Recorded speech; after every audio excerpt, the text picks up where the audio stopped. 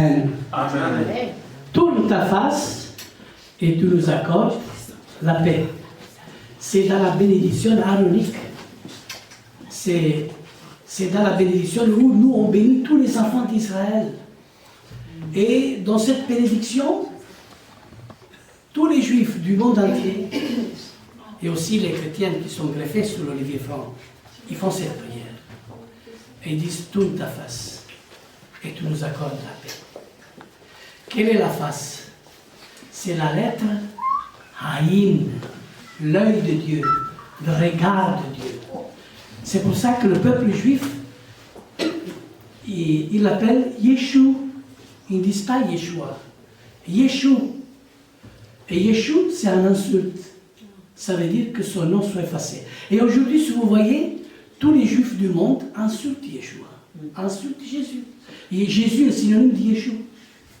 Et même quand on dit Jésus, c'est tout l'insulte. Parce que c'est le synonyme de Yeshua. Et tout péché contre l'homme Torah, ils sont pardonnés. Ils sont pardonnés. Parce qu'on pêche contre l'homme Torah. Et ça, c'était pardonné, parce qu'on ne comprend pas. Mais pas contre le Saint-Esprit. Ce péché-là, il n'est pas pardonné. C'est pour cela qu'un jour, ils vont avoir le regard vers celui. Pour ta version de bénédiction. Ouais. Quand on va avoir le regard vers celui qui a été percé. Chapitre 12 de Zacharie. Qu'est-ce qu'il dit? Ils vont le regretter comme on regrette un fils unique. Alors à ce moment-là, ils vont voir le regard Haïn. Ils vont voir leur face, leur œil. Voilà. Alors à ce moment-là, n'est plus Yeshua, mais c'est Yeshua. Yeshua. Voilà la compréhension. Alors, faites attention, n'allez pas derrière tous ceux qui disent Yeshua ou Jésus. C'est dans leur simplicité, c'est dans leur ignorance. Mais nous avons découvert vraiment le nom de Yeshua. Amen. Amen. Myriam, la mère de Yeshua, il ne parlait pas de grec. L'ange, quand il a parlé, il a dit, tu lui donneras le nom de Yeshua. Il n'a pas parlé avec Jésus, il n'a pas dit ça. Ça, c'est un messie grec. Un messie grec. Un messie grec, on le voit bien. Les Juifs, ils voient bien le messie grec. Pas de Torah, pas de Shabbat, pas de rendez-vous, rien. Alors à ce moment-là, il faut cibler, il faut aller où, justement, la parole est prêchée. Alors, il vaut mieux être dans cette arche, avec peu de personnes, mais dans la Torah. Et l'arche représente le Mashiach lui-même. Amen. Maintenant, on va écouter l'introduction de la paracha. Voilà, c'est notre jeune, l'enseignant de Bernard. On dit toujours. Shabbat shalom à tous. Ok. Donc, la paracha. Bénis-le. Ah oui, bien sûr. Il faut le dire, bénis-moi. Lui, il me le dit tout le temps et toi, tu le dis pas. Ah oui, excusez-moi. Voilà, Père éternel, dans le nom de Yeshua, je bénis et on bénit tous l'Assemblée, notre jeune frère Giovanni. Giovanni qui fait vraiment un chemin glorieux pour ta gloire et qui avance avec la joie de ton cœur. Et nous sommes aussi très joyeux, toute l'Assemblée, parce qu'il a vraiment un bon cœur pour t'aimer, pour te servir. Et aujourd'hui, tu le rempliras et tu le remplis déjà de ton esprit afin qu'il nous donne ce que tu as mis dans son cœur. Et il va le faire avec tout son cœur, ce qu'il a reçu. Merci pour les bienfaits dans le nom de Yeshua. Amen. Amen. Donc, Shabbat shalom à tous. Shabbat shalom. On va parler de la paracha Vaishla, qui signifie il envoya. Donc c'est la paracha qui parle de Jacob. Donc souvenez-vous que Jacob avait quitté ses terres parce que son frère voulait le tuer. À ce moment-là, Jacob avait reçu, avec la complicité de sa maman, la bénédiction par Yitzhak, qui était aveugle. Justement, cela représente la lignée de la nation d'Israël. Et il avait récupéré cette bénédiction en échange d'un plat de lentilles. Et pour ça, Ésav l'a regretté. tellement qu'il a décidé de vouloir en finir avec Jacob. Et donc Jacob a été forcé de partir chez Laban pour se réfugier. Jacob a fait une partie de sa vie là-bas, il a travaillé pour Laban, il s'était marié une première fois avec Léa sans le vouloir. Par la suite, il a retravaillé 7 nouvelles années pour se remettre avec Rachel, qui était la femme qu'il désirait. Il a eu 10 fils avec Léa et une fille, et il a eu Benjamin avec Rachel. Lorsque Benjamin est né, Rachel est décédée, après justement que Benjamin soit né. Mais à ce moment-là, une fois que Jacob va vouloir rentrer chez lui, il va envoyer des émissaires. Ces émissaires auront pour mission de voir si Ésav a toujours cette envie vindicative de vouloir en finir avec Jacob. Et il va dire à ses émissaires, vous allez me dire ce que Ésav est en train de faire et ce qu'il prépare contre moi. Donc les émissaires partent. Quand les émissaires vont revenir, ils vont prévenir Jacob, écoute, ton frère Ésav a monté une armée de 400 hommes pour te tuer. 400 hommes, c'est beaucoup, hein. Donc il ne veut pas seulement tuer Jacob, il veut tuer le clan de Jacob. Tous ceux qui sont autour de Jacob, parce que Jacob, il avait son clan. Il a eu ses fils, il a eu ses 2 épouses, son bétail. Donc, qu'est-ce qu'il va faire, Jacob? Il va séparer le camp en 2. Avant de partir, il va dire, je vais séparer mon camp en 2. Comme ça, si mon frère me tue et tue mon camp, une partie de mon camp sera préservée. Et c'est ce qu'il va faire. Il va aussi supplier l'Éternel de l'aider. Dans ces moments très difficiles, et Jacob sait très bien qu'il ne peut se reposer que sur Hachem. Il n'y a que Hachem qui peut l'aider. Il a son frère qui veut le tuer, il est dans l'inquiétude, donc il va prier, et c'est en demandant de l'aide à Hachem qu'il va justement tenter de surmonter cette épreuve. Il va faire une chose aussi pour tenter de séduire son frère, c'est qu'il va lui envoyer des cadeaux, notamment du bétail. Il va faire ça un petit peu pour calmer, on va dire, l'esprit vengeur de son frère, qui veut le tuer, tout simplement. Quand on chasse le gibier, c'est rarement pour le caresser. Quand on monte une armée de 400 hommes, c'est pour en découdre. Et donc, du coup, il va envoyer des cadeaux, et en espérant que ça marche. Une fois que la nuit tombe, donc pendant la nuit, il va mener un combat avec un être. On ne sait pas trop si c'est un ange, on ne sait pas si c'est un humain. Il va mener un combat, il va gagner ce combat, il va combattre toute la nuit, mais au péril d'une blessure à la hanche. Il va être blessé au nerf sciatique. C'est pour ça d'ailleurs que les Juifs ne mangent pas le nerf sciatique du bétail, tout comme ils ne mangent pas le sang, qu'ils ne boivent pas le sang parce qu'il représente la vie. Le nerf sciatique, pour les Juifs, ça veut dire que c'est, entre guillemets, la blessure de Jacob, donc on ne mange pas le nerf sciatique. Ça, c'est pour les Juifs. Il va être blessé à l'ange, ce qui va faire qu'il va combattre toute la nuit, mais à la fin du combat, une fois qu'il va ressortir victorieux, il va prendre par le poignet l'être qui est en train de partir, il a dit maintenant tu vas me bénir. Et à ce moment-là, il va dire je te bénis, Jacob, tu deviendras Israël. Donc, il est devenu Israël. Israël, on sait tous ce qu'il c'est la nation d'Éternel. Hachem, il fait souvent ça. Par exemple, il a changé le nom de Abraham en Abraham, en rajoutant le H, pareil pour Sarah. Il se manifeste à travers les noms. Une fois que Jacob va ressortir victorieux de son frère, il va se remettre justement en chemin, en route, et il va retrouver son frère. Bizarrement, ça se passe bien. Son frère ne décide pas de le tuer. Au contraire, ils vont se prendre dans les bras, ils vont s'embrasser. Son frère, Ésav, va même lui faire une proposition de le suivre avec lui. Et Jacob, il va se mettre à réfléchir. Mais il va refuser cette proposition. Il va utiliser à la fois un prétexte qui est vrai. Il va lui dire non, moi j'ai une partie de mon camp qui m'attend, donc je ne peux pas te suivre. Mais il ne voulait pas non plus le suivre. Parce qu'il savait très bien que son frère avait un caractère qui était bien à lui.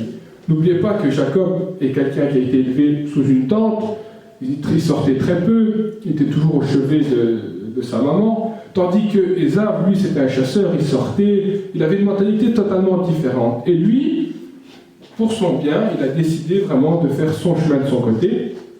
Donc, il a décidé de ne pas le suivre. Et Jacob, pour Israël, va s'installer à Sukkot. C'est là où il va s'installer, il va réunir tout son camp, son bétail, ses enfants, et ils vont s'installer à Sukkot. Une fois qu'ils se mettent en route, arrivé donc à la ville de Sichem, le prince de la ville va kidnapper Dina. Dina, c'est la seule fille de Jacob.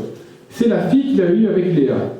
Elle va être kidnappée, séquestrée et violée par Sichem, qui était le prince de la ville. Bien évidemment, ça ne se fait pas, hein, c'est très grave. Et Sichem va tomber amoureux justement de Dina. Il va aller vers Jacob et il va faire une proposition à Jacob. Il va dire, je souhaiterais prendre pour époux ta fille. Jacob va lui dire oui, à une seule condition, c'est que tu te feras circoncire, toi, ta famille et tout ton clan. Chose qu'il va accepter. Mais derrière ça, Siméon et Lévi ont un esprit très vindicatif. Ils veulent venger leur sœur, pardon. Ils veulent venger Dina. Pourquoi? Parce qu'elle a été séquestrée et violée, et il va devoir se mettre, en plus de ça, créer cette union, et ça, ils ne sont pas d'accord. Alors, qu'est-ce qu'ils vont faire? Ils vont attendre le 3e jour de la circoncision. Pourquoi le 3e jour? Parce que c'est le jour où on est le plus faible. Et justement, ils vont attendre ce jour-là pour les massacrer. Donc, il va massacrer Sichem, sa famille et son clan. Ils vont le faire pour l'honneur de leur sœur, parce qu'ils ont une pensée pour leur sœur et ils veulent sauver leur honneur. C'est une manière pour eux de dire que voilà, ce qui s'est passé c'est grave et nous, on va justement venger notre sœur qui a été séquestrée, violée par le prince de la ville. Et une fois que cet acte s'est passé, Jacob, étant donné qu'il était un petit peu dans l'impasse avec ce qui venait de se passer, il décide de retourner à Bethel. Bethel qui signifie maison de Dieu. C'est là notamment où c'est lui qui avait nommé ce lieu en mémoire du rêve qu'il avait fait à ce moment-là, avec cette fameuse échelle qui touche par terre jusqu'aux cieux, où il y avait des anges qui montaient et qui descendaient. Ça, c'était son rêve. Et c'est justement là où il va s'installer à Bethel. Donc voilà, ça c'est l'introduction de la paracha Vaishla, qui signifie il envoya.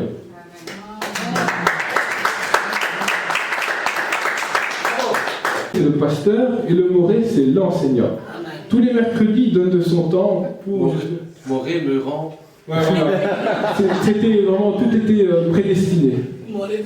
Donc, mon frère, je vais te bénir.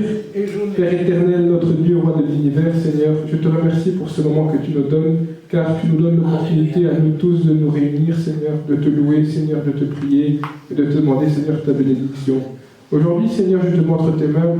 Ici, mon moré Bernard, Seigneur, que tu puisses vraiment le bénir, que tu puisses le bénir partout où il va, Seigneur, que tu puisses bénir sa famille, que tu puisses le bénir à lui, Seigneur, ses œuvres aussi, et qu'on puisse continuer dans la joie et la bonne humeur à célébrer ton nom, et aussi à continuer cet apprentissage qui est très important, Seigneur, car celui qui recherche ta face, Seigneur, celui qui marche à travers la parole vivante, sera béni, Seigneur. Donc, Père éternel, je te demande vraiment que tu puisses l'accompagner, que tu puisses mettre tes anges autour de lui, Seigneur, mais aussi autour de notre Kéila, le pasteur Lionel, le pasteur Lorenzo et le pasteur Jean-Baptiste qui est en Afrique, Seigneur. Que tous ensemble puissions porter des fruits. Par le sang de Yeshua Mashiach, la lumière du monde, je te remets entre tes mains, mon ami Bernard, mon moré, mon frère spirituel. Amen. Amen.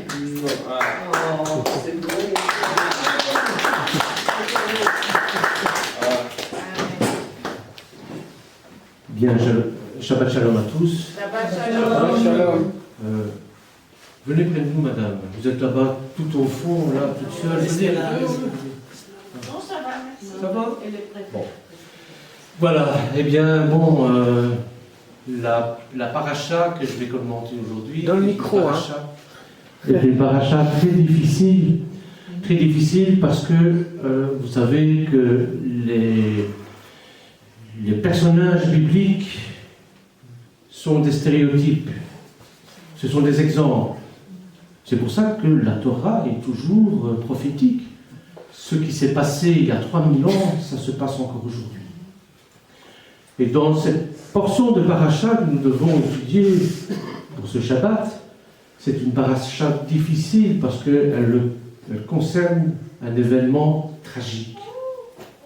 C'est le viol de Dina. Et je vais donc vous parler de ce viol de Dina Viol qui a des répercussions encore aujourd'hui. Pour la bonne et simple raison qu'il a fallu attendre 1781 pour instaurer les lois contre le viol. Ces lois qui n'ont été mises en application qu'en 1973. Et encore aujourd'hui, mes frères et sœurs, encore aujourd'hui, il y a encore 6 plaintes de viol par jour. Donc, c'est pour ça que je vous dis que c'est quelque chose de récurrent, c'est quelque chose de très important. Pourquoi très important? Déjà par le nom de Dina. Dina, qu'est-ce que ça veut dire, Dina? Dina, ça vient de din, qui veut dire le jugement. Bet din, c'est le tribunal. Dina, c'est la jugée. Comment Dina va être jugée? Jugée par les hommes, jugée par l'histoire. Et c'est un petit peu tout ça dont je vais vous parler aujourd'hui. C'est-à-dire que le regard que nous portons sur les victimes d'abus sexuels, c'est ça qui est très important. C'est l'histoire de Dina, mais aujourd'hui, ça peut être l'histoire des petits garçons dans certaines communautés. C'est aussi l'histoire de certaines femmes dans leur propre foyer. Il n'y a pas si longtemps que ça, où, sous le couvert du devoir conjugal, les hommes pouvaient violer leurs femmes. Aujourd'hui, heureusement, on a légiféré contre tout ça. Mais il reste quand même les jugements de la communauté vis-à-vis de ces femmes-là. Pourquoi ne vont-elles pas porter plainte tout de suite? Pourquoi? Eh bien d'abord parce qu'elles ont honte d'avouer ce qui s'est passé. Et ensuite, elles ne sont pas toujours crues. On les prend un peu... c'est quand même pas si grave que ça. Attendez. Vous voyez? Donc, ce sont déjà des motifs pour lesquels elles n'osent pas dire ce qui s'est passé. En plus, il y a le jugement de la communauté. Et vous verrez dans le texte. C'est incroyable. On a choisi Dina, la fille de Léa, et à travers Dina, eh bien, c'est toutes ces femmes-là dont je vais faire l'éloge aujourd'hui. C'est toutes ces victimes-là. Alors, je ne vais pas remettre tout dans le contexte parce que notre frère l'a fait. Je vais simplement vous demander de prendre votre Bible au chapitre 34, Bereshit, chapitre 34, verset 1. Et nous allons entrer dans le texte et essayer d'analyser, bien sûr, pour ce qui se passe encore aujourd'hui. Alors, regardez un peu ce qui nous est dit, donc, au chapitre 34, verset 1. Chapitre 34. Donc, Bereshit, chapitre 34, verset 1. Tu veux qu'on te le lise ou... Oui, s'il y a quelqu'un qui veut le lire. Je te le lis. Viens, mon frère, viens. Papa. Ah. Allô? Ce sera pour la suite. Il y a Yvon qui voulait lire. Ah, tu voulais lire? Oui, bien sûr. Allez, viens. On va le laisser placer à notre frère. Toujours. 34, verset combien? Verset 1.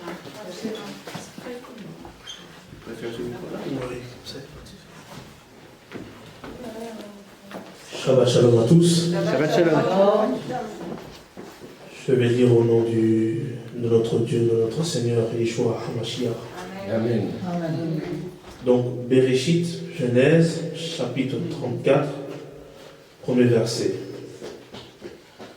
Un jour, Dina, fille de Léa, qu'elle avait enfantée à Yaakov, sortit visiter les filles du pays.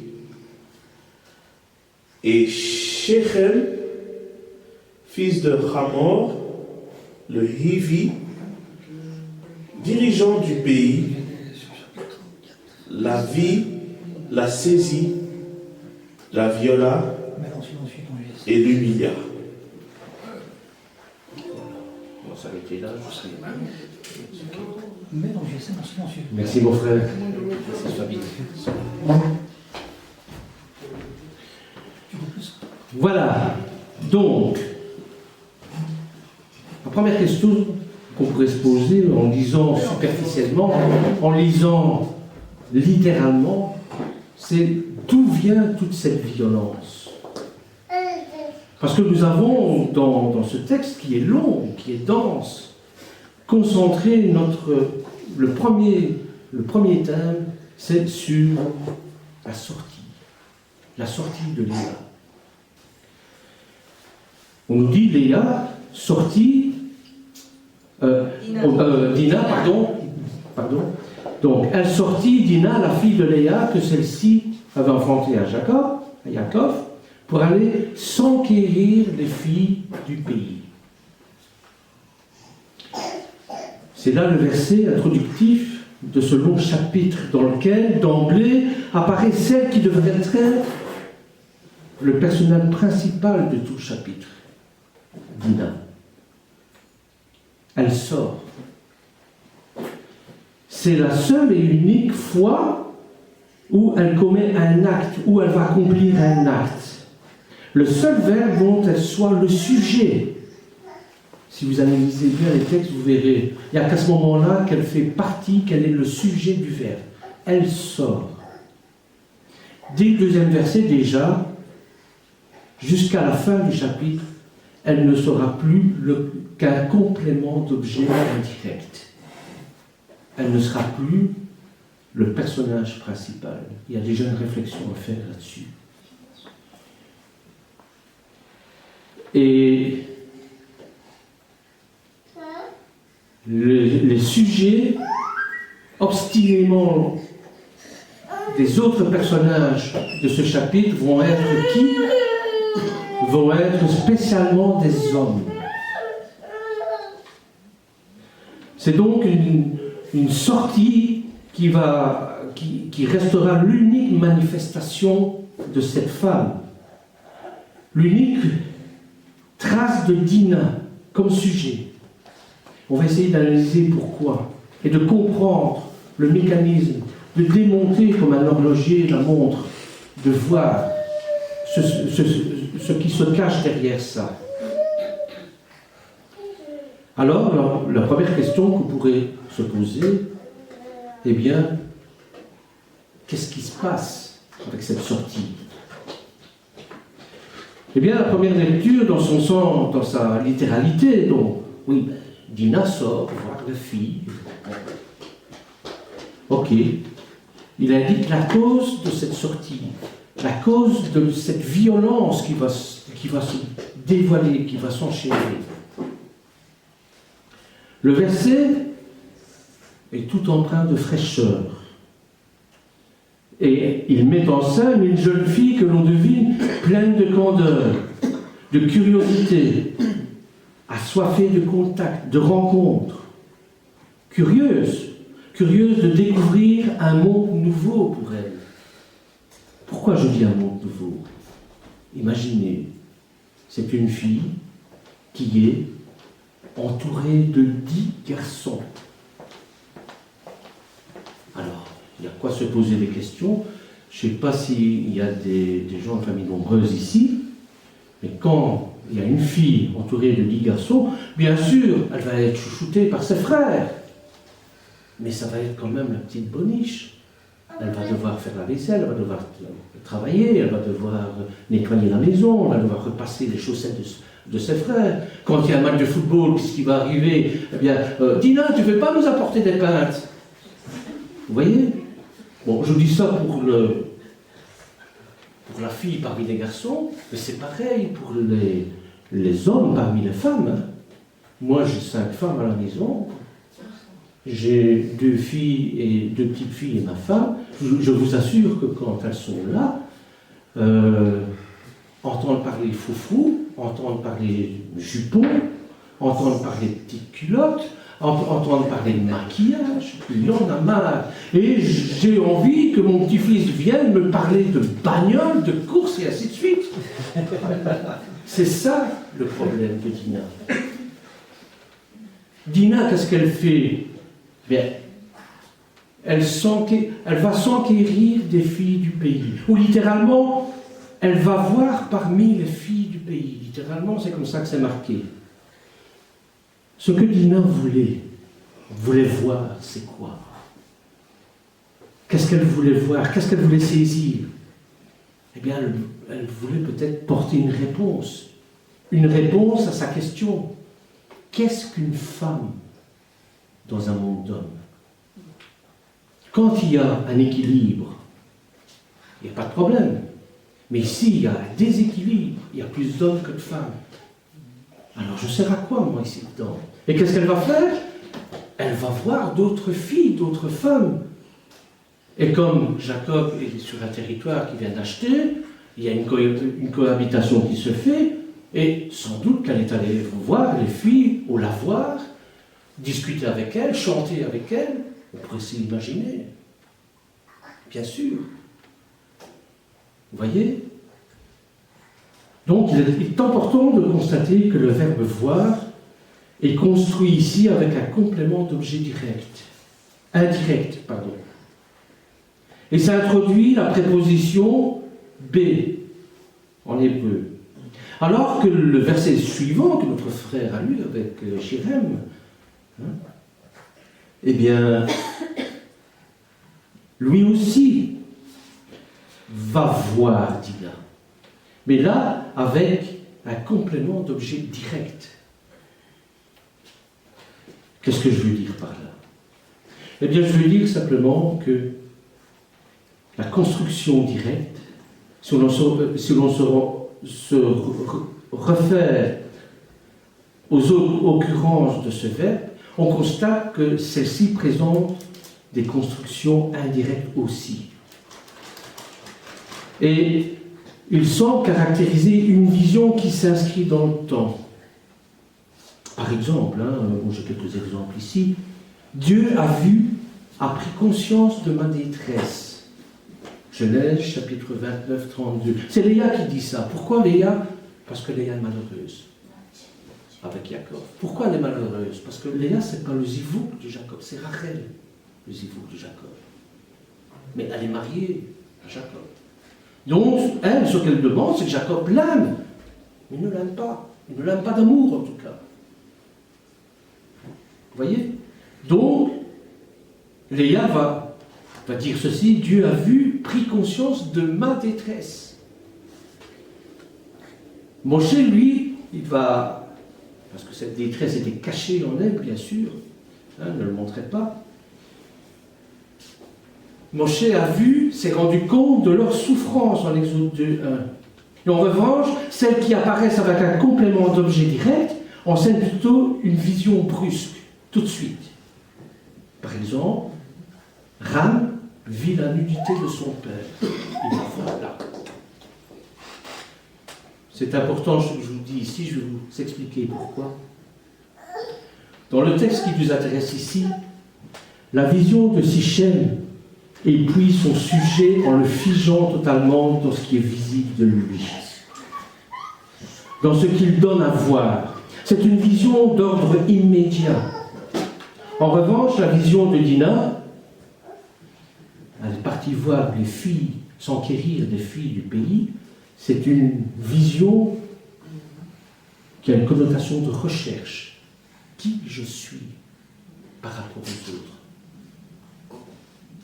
Vous voyez? Donc, Dina est une recherche, une quête, comme on dit. Elle s'inscrit dans le temps et nécessite de l'attention, de la patience, de la maturation. Pourquoi je suis là? Qui je suis par rapport aux frères?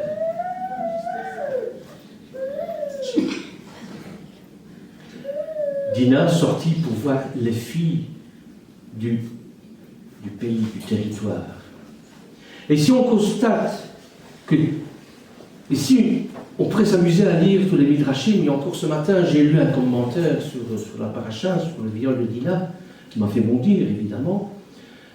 On constate que tous vont dans la même conclusion. C'est-à-dire, c'est à cause de Dina elle-même qui provoque cette responsabilité de la violence. Si elle s'est fait violer, après tout, c'est de sa faute. Elle n'aurait pas besoin de sortir. Est-ce que vous vous rendez compte? C'est pour ça que je mets les choses au point en disant qu'il y a deux manières de voir les choses. Où on sort pour voir des choses, pour enquête de ce qu'on est. Hein, ça, c'est la sortie positive que je vais dire. Il y a bien sûr des sorties négatives. La sortie négative, c'est lorsque les jeunes filles vont au bal, enfin maintenant elles vont plus au bal, en boîte, avec des copines, pour draguer les gamins. Ça, c'est négatif. Or, Dina, je suis désolé, mais Dina n'est pas de ce genre-là. Dina ne court pas au cul des gamins. Alors on ne peut pas la rendre responsable pour ce qui s'est passé. Ah, je sais bien ce que vous allez me dire. Elle n'avait pas besoin de sortir, une femme, ça doit rester à la maison. Faire la vaisselle, s'occuper du ménage, faire tout ce que vous voulez, mais elle n'avait pas besoin de sortir. Qu'est-ce qu'elle avait besoin de sortir? Et j'ai encore lu ce genre de réflexion ce matin. Tandis que Sichem voit aussi Dina. Vous voyez? Mais c'est une autre chose qui va se passer. Donc le viol, le massacre, a été entraîné par cette sortie de Dina. Il faut arrêter de penser comme ça.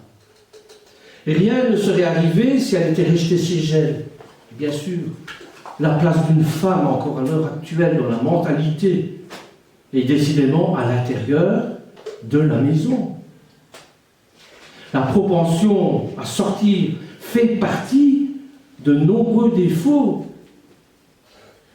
Et dans une tradition misogyne, eh bien, on va pointer Dina du doigt. C'est à l'intérieur qu'une femme est à l'abri. Et s'aventurer à l'extérieur, c'est dangereux. On peut inconsciemment prendre le risque de sortir, d'affronter l'extérieur. Et ça, je suis d'accord.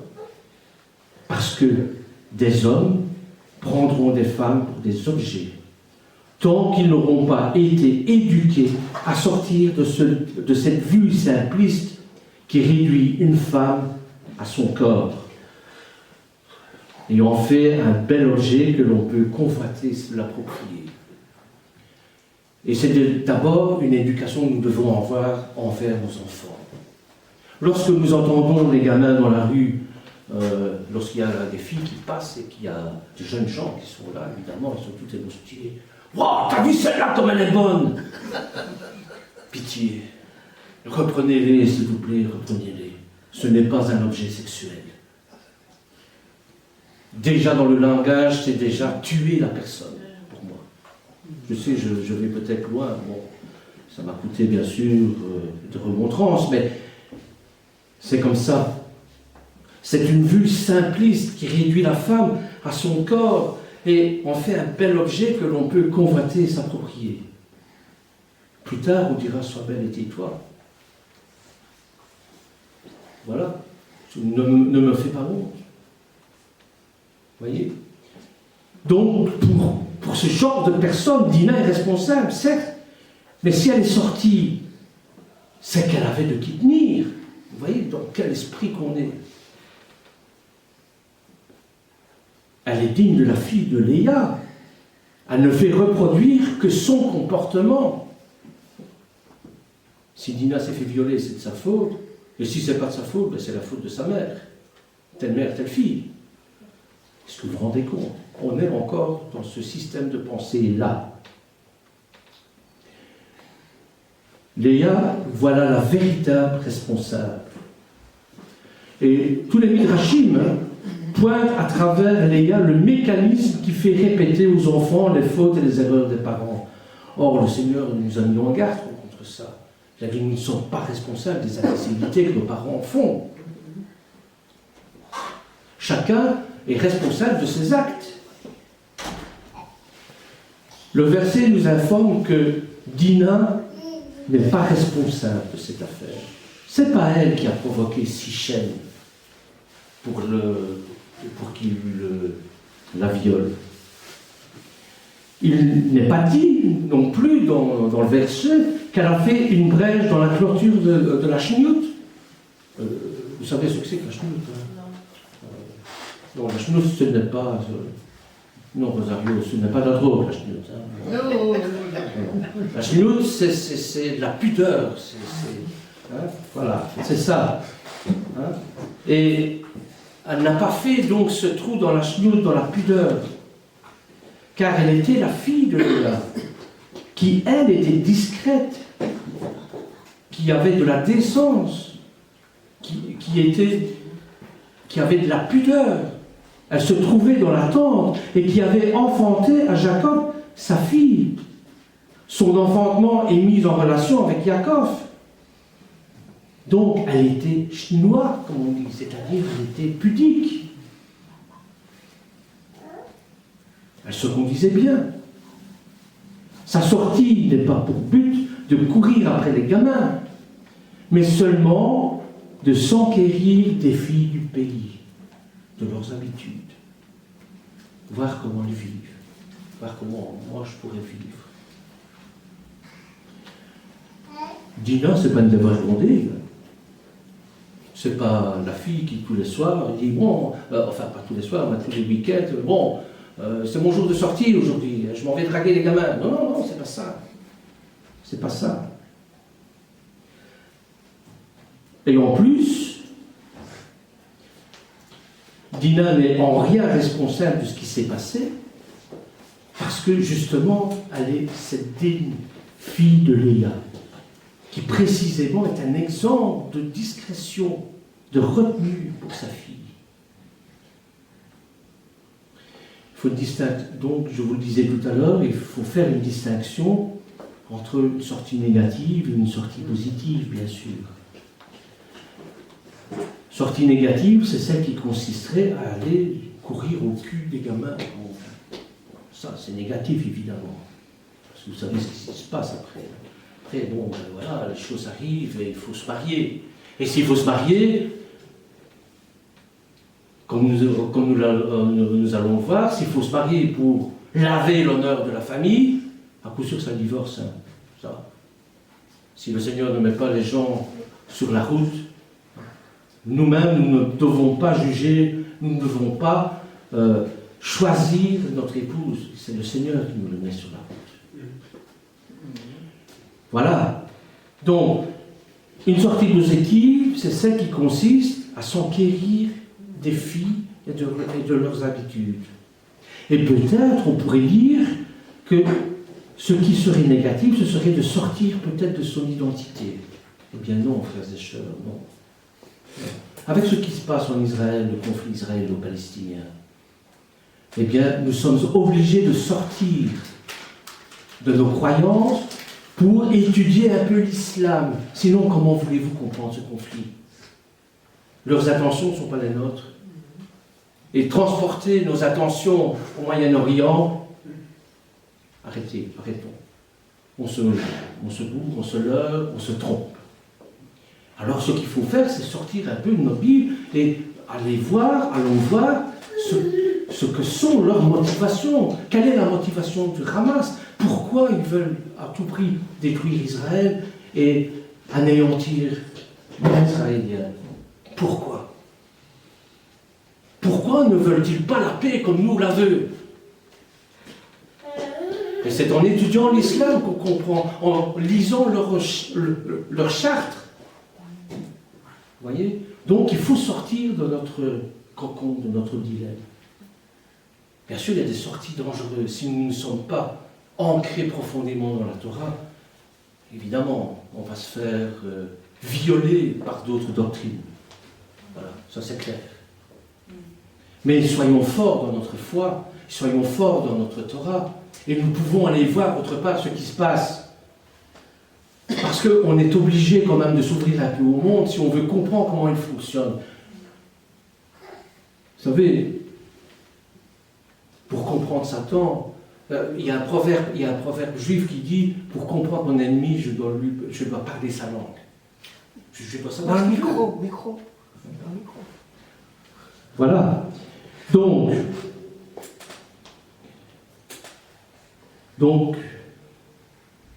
l'objectif de Dina, ce n'est pas de ressembler aux garçons ou s'identifier à eux, mais au contraire, c'est de s'interroger sur sa féminité. Et c'est pour ça qu'elle va s'enquérir auprès des filles du pays. Vous voyez ? Malheureusement, dans la cité, elle va attirer l'attention d'un homme qui, dans sa qualité de prince, se croit tout permis. Et tout lui est permis.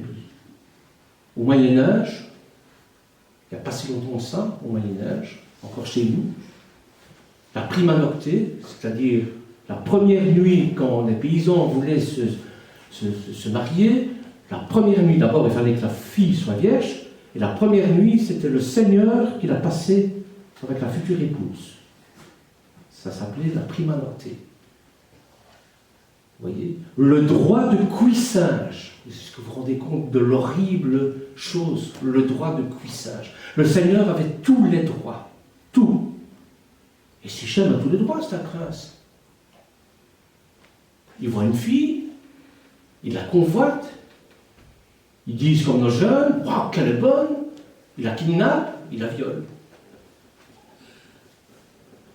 Vous voyez ?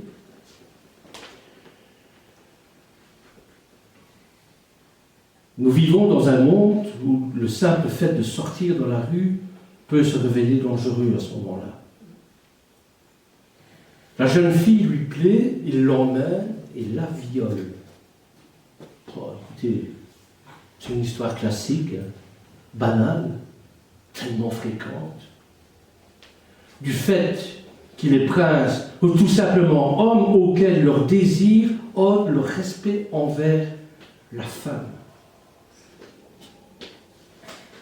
Mais qu'est-ce qu'une femme dans un monde où l'homme est habitué, se permet d'enlever quelqu'un, d'en abuser, d'y prendre goût, puisque Sichem, contrairement à Amon avec Tamar, Tamar, son demi-frère, l'a violé aussi, mais Amon, lui, par exemple, il a été dégoûté de son geste, et dégoûté de la fille aussi, de la femme. Mais sinon, il a certainement pris du plaisir, il en est tout amoureux. Vous voyez ? Alors, qu'est-ce qu'une vie dans un monde, où la femme a un statut d'objet? Qu'est-ce que le respect lorsque l'on peut se permettre d'enlever quelqu'un, d'en abuser, d'y prendre goût? Il ne faut pas confondre l'amour et le désir. Bien que l'amour crée du désir. Mais on peut désirer sans amour. C'est ça le problème. Et désirer, c'est vouloir prendre possession de quelqu'un pour satisfaire ses propres besoins. Désirer, c'est aimer son propre plaisir, s'aimer soi-même. Non pas pour pouvoir mieux aimer les autres, mais s'aimer son propre plaisir.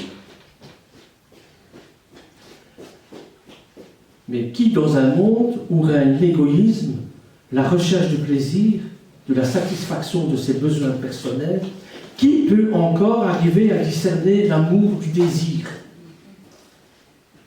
Dans notre société de consommation qui diffère très peu de l'époque de Yaakov, on prend, on se sert, on consomme, et puis on jette. Sichem est tombé amoureux de Dina. Il aurait pu tout aussi bien l'acheter comme une vieille chaussette après avoir abusé d'elle. Qui s'en serait ému? Le père de Sichem? Non. Il va essayer, lui, d'arranger les choses. Puisqu'ils s'aiment, ils n'ont qu'à se marier. Donc, il va aller voir Yaakov, il va lui dire, écoute, voilà, mon fils a commis une bêtise, une grosse bêtise. La manière de réparer ça, c'est pouvoir épouser la fille. Et alors là, c'est encore plus ignoble. Le cas de Dina va être comme une transaction commerciale. Pourquoi? Parce que, on suggère que les deux peuples établissent des relations commerciales et qu'il y ait des mariages entre eux. Vous savez à quel point les Israélites et les Israéliens, encore aujourd'hui, sont très peu friands des mariages mixtes. Ça ne se pratique pas du tout, pratiquement pas, ou alors c'est la catastrophe. Et dans une société primitive, sans foi ni loi, il faut en arriver à imposer des règles de vie pour éviter ce genre de comportement. Et pour ce faire, Dieu nous a donné des commandements, évidemment. Tu ne commettras pas de rapt. Devarim, chapitre 5, verset 19. Traduit généralement par « tu ne commettras pas de vol ». Vous allez me dire, mais qu'est-ce que ça a à voir avec ça? Eh bien, le vol des personnes, l'enlèvement à des fins d'esclavage et l'esclavage sexuel, ça existe encore aujourd'hui. Ce commandement, Sichem ne pouvait le connaître, vous allez me dire, parce que ni personne d'autre à cette époque-là, puisqu'il fut donné après à Moïse. On peut cependant donner une portée plus large à ce commandement en disant « tu ne commettras pas de viol ». Faut-il des commandements pour que le monde prenne conscience du respect d'autrui? Mes frères et sœurs, moi je vous dis oui, bien évidemment que oui. Et de nos jours, encore des lois sont nécessaires pour encadrer des sociétés où la majorité des individus se révèlent incapables de se discipliner par eux-mêmes. Des gens qui sautent sur tout ce qui bouge. Pourtant, tout pourrait se passer autrement. En effet, les commandements, tu ne commettras pas d'adultère, tu ne tueras pas, tu ne voleras pas, tu ne convoiteras pas, et les autres commandements similaires se résument dans une seule parole, Yeshua. Tu aimeras ton prochain comme toi-même. Lévitique, chapitre 19, 19, Marc, chapitre 12, verset 31, Épître aux Romains, 13, 9. Donc vous voyez que on revient toujours à ça, à l'amour du prochain. À celui qui aime son prochain, il ne viendrait jamais à l'idée de le voler, de le violer, de la violer, ou de faire quoi que ce soit qui lui porte préjudice pour satisfaire son besoin personnel. Encore aujourd'hui, dans certaines communautés, ce sont des femmes, mais aussi des petits-enfants qu'on viole, qu'on détruit. Et c'est bien plus tard, parce qu'il y a toujours cet abus de pouvoir qui est là, et c'est bien plus tard, où il y a généralement des prescriptions, que tout vient au grand jour.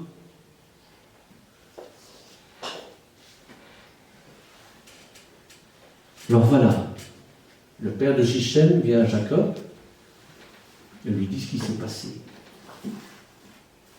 Et Jacob garde le silence, dit rien.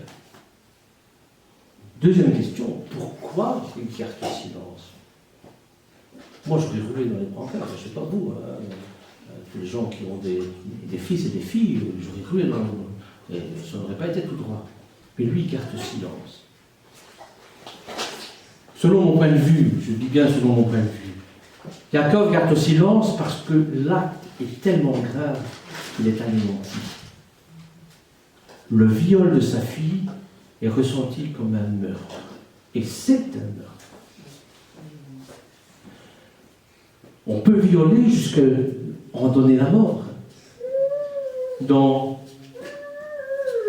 Juge, au chapitre 20, verset 5, les habitants de Guibouré pendant la nuit la maison où j'étais.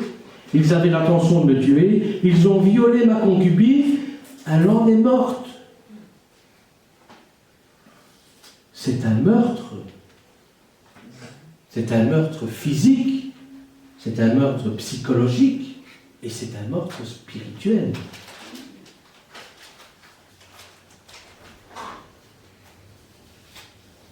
Deux occurrences expliquent ça dans les textes. Ce texte, il a été écrit il y a 3000 ans. Et en hébreu, il y a un terme, en Genèse chapitre 34, verset 7, il y a un terme qui m'a soulevé, c'est Nevala. Ça veut dire la folie. La folie meurtrière que j'ai pensé tout de suite. Et puis j'ai pensé à un autre terme que j'ai rencontré dans Isaïe au chapitre 26, verset 9, qui est Navala. Navala, c'est le cadavre d'une bête. Regardez la correspondance. Dina est morte aux yeux de son père. Comme une bête, elle ne vaut plus rien. Et la transaction, à la limite, si c'était de notre temps, on dirait, ben, t'es quand même bien content, Jacob, que tu peux marier ta fille à mon fils. C'est-à-dire, elle est considérée comme un objet de valeur, qui n'a plus de valeur, puisque l'emballage a été souillé. Qui voudrait encore de Dina? Alors nous allons voir bien sûr la réaction des frères. Quand les frères de Dina vont apprendre la chose, ils vont entrer dans une colère bleue, évidemment. Et Lévi et Shimon vont mettre au point un stratagème, comme l'a dit notre frère Giovanni. Ils vont dire, ok, on accepte le deal. À une seule condition, c'est que tous les membres de la tribu se fassent circoncire. Et Hamor dit, ben, après tout, pourquoi pas? C'est un bon deal, parce qu'on est amené à faire des affaires ensemble et à construire quelque chose ensemble. Et ils le font, et Hamor va même inciter les gens de son clan à se faire circoncire. Et au moment où il va se faire circoncire, 3 jours après, au moment où on n'est plus faible, Shimon et Lévi vont massacrer, mais vraiment massacrer la population. Yaakov, évidemment, est contre. Il va réprouver cet acte. Et jusqu'à son lit de mort, il va le réprouver. En Genèse, au chapitre 49, il va dire à Shimon et à Lévi, eh bien, vous êtes trop violents, il faut vous séparer, et de un, et de deux, vous n'hériterez pas des terres d'Israël. Vous voyez? Non, il faut se mettre à la place des frères. Moi aussi, j'aurais envie de venger l'honneur de ma sœur, l'honneur du clan, l'honneur d'Israël. Moi aussi, mais ce n'est pas à nous à se venger. La vengeance n'appartient qu'à l'Éternel. Lui, il sait au temps précis quand la vengeance sera faite. Ce n'est pas à nous à le faire. Et c'est pour ça que Yaakov est contre. D'ailleurs, il le dit lui-même, en Genèse 49, chapitre 49, versets 5 à 7. Shimon et Lévi, son frère, leurs glaives sont des instruments de violence. Que mon âme n'entre point dans leur conciliabule. Parce qu'ils savaient bien de faire des complots pour agresser les gens, les tuer. Que mon esprit ne se mise point à leur assemblée. Car dans leur colère, ils ont tué des hommes, et dans leur méchanceté, ils ont coupé les jarrets des taureaux. Maudite soit leur colère, car elle est violente, et leur fureur, car elle est cruelle. Je le séparerai dans Jacob, je les disperserai dans Israël. Alors, quand il y a la guerre, c'est bien d'avoir des gens comme ça, parce qu'ils y vont. Bon. Avec la disparition de Dina, de sa propre histoire, dès le premier verset, elle est sujet, et après, elle disparaît. Elle disparaît complètement. Les hommes prennent des décisions sans elle. La Torah transmet l'expérience de nombreux survivants de suite à des abus. C'est beaucoup plus facile de parler de la rencontre tendue de Yaakov avec son frère Ésav ou de sa lutte avec l'ange que l'histoire de l'enlèvement, de l'agression et du viol de Dina. Parce que ça nous met mal à l'aise. Parce que nous sommes visés à travers ça. Je vous l'ai dit, Dina, ça veut dire la juger. Et pour beaucoup d'entre nous, l'histoire de Dina, dans la partie de la Torah de cette semaine, est celle que nous voulons sauter ou souhaitons oublier. Et l'histoire de Dina est difficile, parce qu'on nous parle d'agression sexuelle, de réponses inappropriées, de vengeance violente. Personne ne peut commenter ce sermon de Shabbat avec cette tragédie. Personne. Mais il y a parmi nous qui ne peuvent détourner le regard de l'histoire. Parce qu'elles sont Dina. Elles vivent au quotidien ce que Dina a vécu. Lorsque nous négligeons d'aborder l'histoire de Dina et les expériences des survivants d'agressions sexuelles, ces personnes deviennent invisibles. La communauté choisit souvent de détourner les yeux plutôt que de traiter le crime de manière appropriée. Lorsque des cas d'abus sexuels se produisent dans des communautés, les membres de la communauté ont du mal à donner un sens à cette chose terrible qui s'est produite. Nous ne permettons pas de les regarder de trop près. Nous ne voulons pas être eux, donc nous ne voulons pas voir. Mais comment ne pas voir les survivants parmi nous qui sont affectés par cette tragédie? Devons apprendre l'histoire de Dina. Comme je vous l'ai dit, la Torah nous enseigne. Nous devons apprendre l'histoire de Dina. Nous devons garder nos yeux et notre cœur grands ouverts et regarder. Et la regarder, devenir invisible, être réduite au silence dans sa propre histoire. Lorsqu'il y a un viol, c'est l'histoire de la personne qu'on détruit.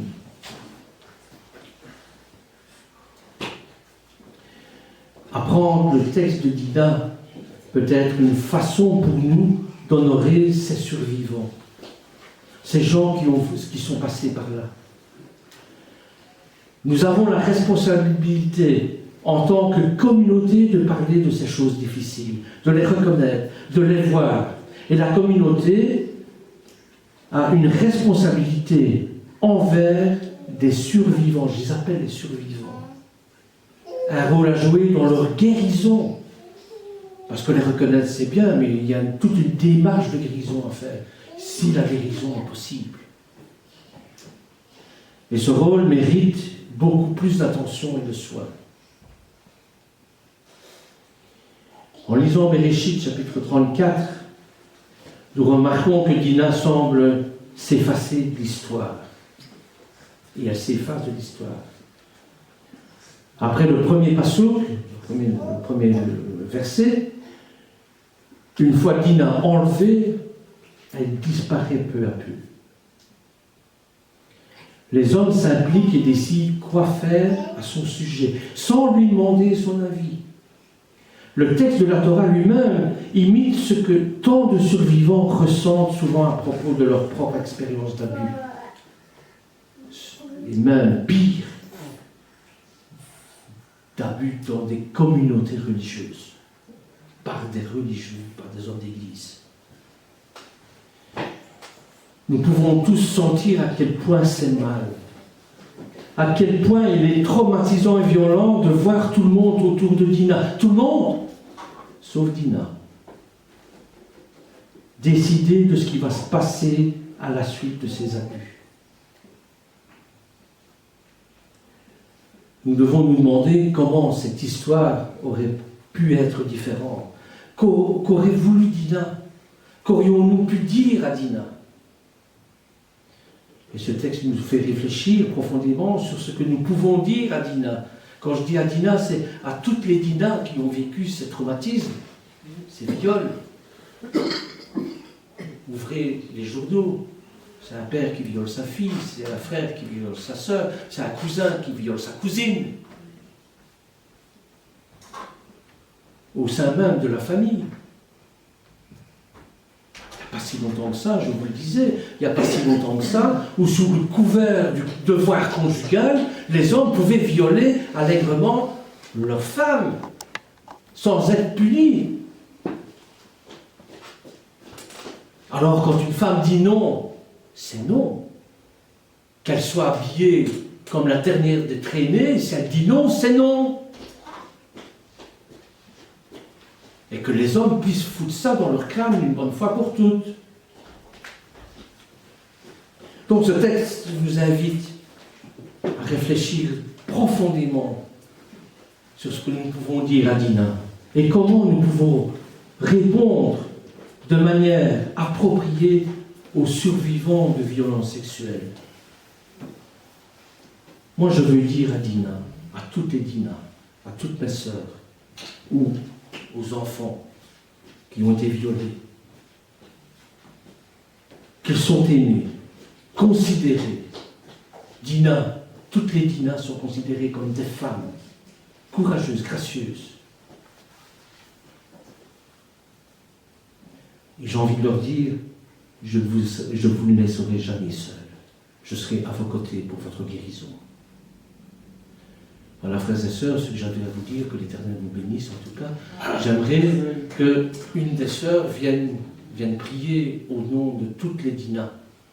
Parce que, de nouveau, c'est encore un homme qui parle à la place des femmes. Et je voudrais bien qu'une sœur, n'importe laquelle, puisse venir prier pour toutes ces vies.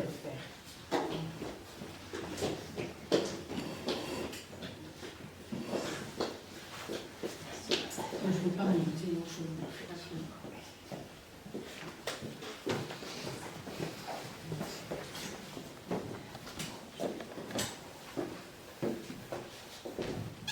Alléluia. Adonai, mon Dieu, je te remercie, Seigneur, avant tout, Seigneur, pour ta parole, et aussi pour notre frère Bernard qui a porté ta parole, Seigneur, que vraiment, Seigneur, ta parole puisse pénétrer dans notre cœur, Père éternel. Oui, Seigneur, je m'adresse, Seigneur, cette parole est adressée, Seigneur, cette prière est adressée, Seigneur, pour toutes les femmes qui ont subi, Seigneur, des viols, qui ont subi le martyre aussi, Seigneur. Et je pense aussi à toutes les femmes qui ont été violées en Israël, avec tout ce qui s'est passé, Seigneur. Vraiment, Seigneur, que avant tout, c'est toi, Seigneur, qui puisse consoler, Seigneur, ces femmes, Seigneur. Que tu donnes le baume dans leur cœur, Père éternel. Et aussi, Seigneur, si vraiment tu nous utilises aussi, Seigneur, à pouvoir apporter, Seigneur, la consolation, Seigneur, nous le ferons dans le nom de Yeshua, Seigneur.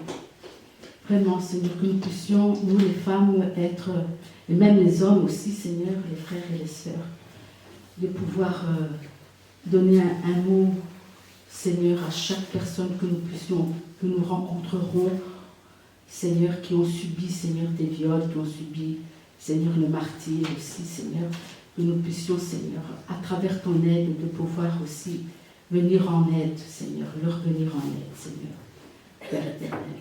Que tu nous montres, que tu nous diriges, Seigneur, que nous puissions avoir les mots, Seigneur, que ces personnes doivent entendre, Seigneur.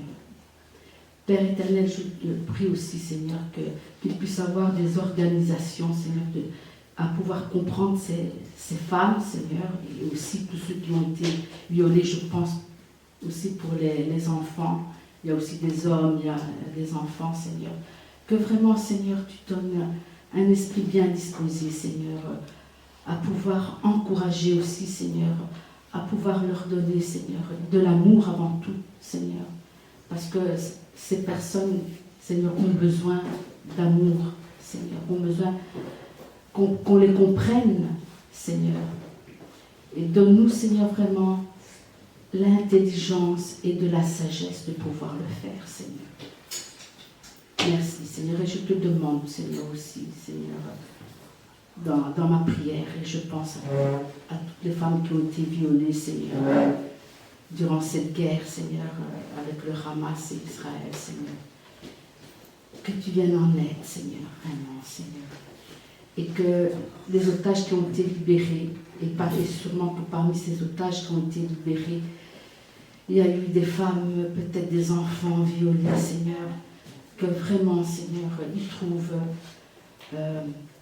du baume, de l'encouragement dans leur famille, Seigneur.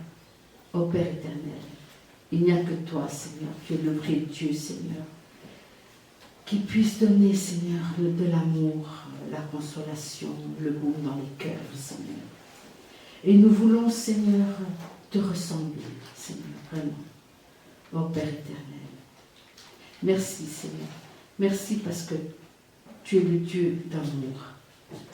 Et tu es le Dieu qui comprend tous les gens, Seigneur. Que nous puissions te mettre à la première place, Seigneur. Et comme dit ton commandement, Seigneur, d'aimer le prochain comme soi-même. Merci, Seigneur. Merci pour ces instants que tu nous as donnés, Seigneur.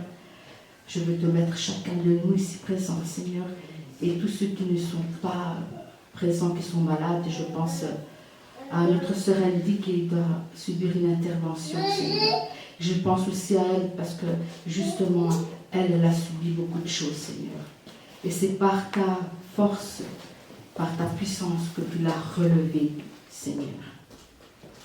C'est par ta force et par ta puissance que tu l'as relevée, Seigneur. Et notre sœur Andy, elle doit subir une intervention. Je te la mets dans tes mains, Seigneur, que tout va bien se passer, Seigneur. Je te mets notre sœur Violette qui est malade, Seigneur, aussi, Seigneur, étends ta main sur elle, Seigneur. Je te mets notre frère Ruben, Pedro, Seigneur, Fabel, Seigneur, tous ceux qui ne sont pas présents, Seigneur, et peut-être si j'ai oublié les noms, Seigneur, mais toi tu connais, Seigneur. Bénis chacun de nous, Seigneur, que tu bénis encore le reste de la journée, Seigneur. Je te mets aussi, Seigneur, mon mari dans tes mains, Seigneur, que vraiment, Seigneur, tu lui fasses du bien, Seigneur. Je te mets le pasteur Lionel et toute sa famille, Seigneur. Je te mets notre frère Bernard, les enseignants, Seigneur, parce que ce n'est pas toujours facile, Seigneur, de pouvoir donner, Seigneur. Bénis les grandement tous les pasteurs, le pasteur Jean-Baptiste aussi, Seigneur, ceux de l'Afrique, Seigneur. Le pasteur Fabrice de l'île de la Réunion, le pasteur de Franca d'Italie, Seigneur. Oh Père éternel, bénis chacun de nous, Seigneur. Nous sommes tous à donner ta parole, à évangéliser, Seigneur, ta parole, Seigneur. À donner, Seigneur, à évangéliser Yeshua qui est la lumière du monde, Seigneur. Merci, Seigneur, parce que nous l'avons rencontré, Seigneur. Et c'est Yeshua qui nous a choisis, Seigneur, de pouvoir te suivre, Seigneur. Merci, Seigneur, du fond du cœur, Seigneur. Merci, Seigneur. Bénis, Seigneur, notre frère Bernard qui a porté cette parole, Seigneur, qui a touché nos cœurs, Seigneur. Et c'est vrai que nous devons prendre conscience, Seigneur, de pouvoir aider ceux qui sont dans la difficulté, Seigneur. Merci, dans le fond du cœur, pour ta parole. Dans le bon nom précieux de Yeshua, notre Messie. Amen. Amen. Alléluia. Ça me vient à l'esprit, vraiment à travers le message que tu as donné, le cas de l'interdit, quand Dieu a dit à Shaoul, le roi, de faire l'interdit des Amalekites. Qu'est-ce qu'il a fait, Shaoul? Il a épargné les femmes. Mais pourquoi? Pour faire quoi? Pour faire quoi? Vous voyez la pensée de l'homme. Aujourd'hui, ce sont les Amalekites qui veulent faire l'interdit au peuple juif. Derrière tout ça, il y a la méchanceté les pensées humaines. Pourquoi tu as fait ça? Et là, il y a des mystères cachés. On ne comprend pas pourquoi même Shaoul a épargné les femmes d'Amalek. Pour faire quoi avec? Voilà, tout ça, c'est dans l'esprit des Amalekites. Et quand il prend les enfants d'Israël, ça, l'histoire est derrière. Tu nous as pris aussi nos femmes pour faire quoi? Vous comprenez? Alors, on n'a jamais réfléchi à ça. Mais c'était ça, au moment que le frère Bernard parlait, ça m'a venu vraiment cette petite inspiration. Il faut que je la dise. Il faut que ce soit partagé. Parce que tout est sous le contrôle. Parce que la pensée, comprendre les pensées, être dans la pensée, c'est Dieu qui connaît nos pensées. Alors, soyons-nous guéris dans nos pensées. Voulons dire, soyons-nous guéris dans notre âme. Parce que la pensée, la volonté, la raison, l'intellectuel, ce sont les parties de l'âme pour découvrir nous-mêmes qui sommes nous intérieurement. Et c'est pour ça que le péché, les mauvaises pensées sortent à l'intérieur du cœur de l'homme, de l'âme du cœur de l'homme. Vous voyez? Mais nous avons un esprit pour que cet esprit communique avec l'esprit de Dieu. Nous sommes enfants de Dieu parce que l'esprit l'a communiqué à notre esprit. Mais aujourd'hui, on communique avec Dieu avec l'âme, pas avec l'esprit. Et dans l'âme, il y a les sentiments de quelque chose qu'on ne doit pas avoir. Non? Vous voyez, et après, on reste. Mais merci. C'est bon, on continue à l'esprit.